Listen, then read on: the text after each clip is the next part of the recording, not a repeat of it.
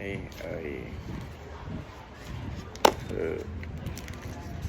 mì chân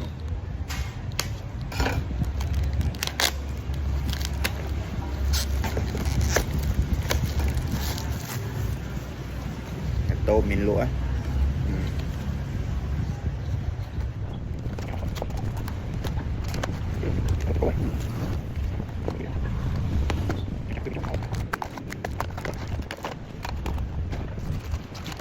chứ là ní mì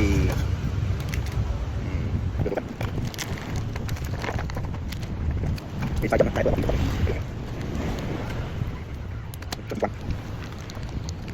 ồ màu mà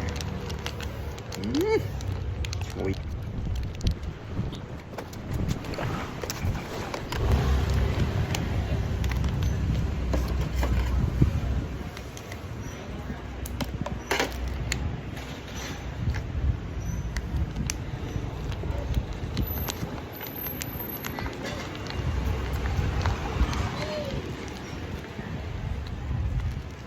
sợi gì đấy à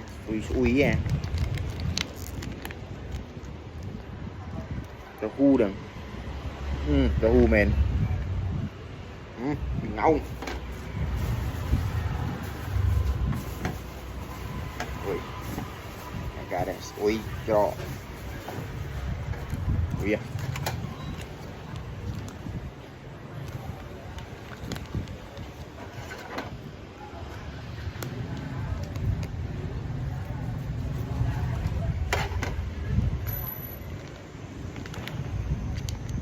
đây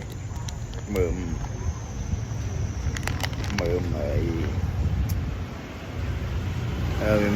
mình nhây hay năng mượm gạo chút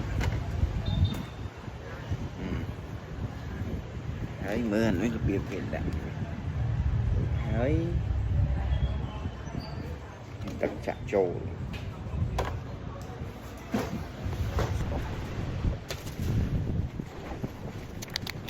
tạm tàu phu mình sủi à vì mình tin tử thì thấy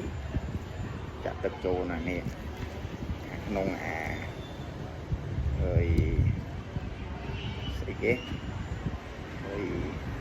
cái kia nữa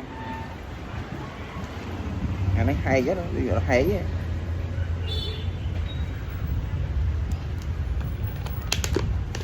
hay quá không thấy mình